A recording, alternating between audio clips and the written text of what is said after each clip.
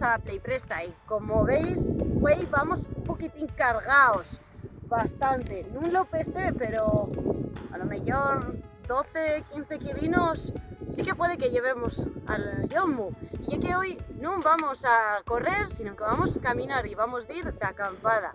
Estamos ahora mismo en les Vegas de Sotres y ahí a la Manzorga tendríamos la canal de Moñetes. Y si siguiéramos para abajo y decir de dónde venimos y no para dónde vamos, podríamos ver Girieyo, la canal de Girieyo hacia la derecha.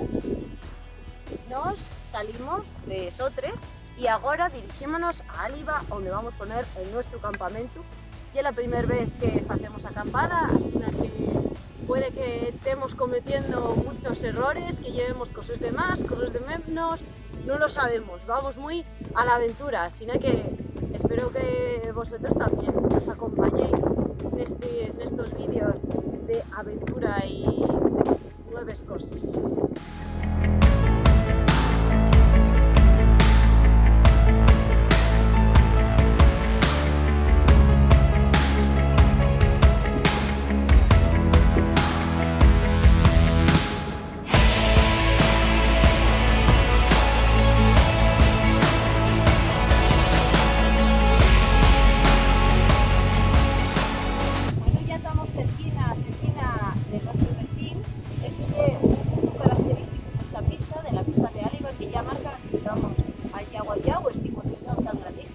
Ahora estamos en Cantabria y aquí a la derechina, de hecho, podríamos llegar hasta Espinama y la zona de Fuente D.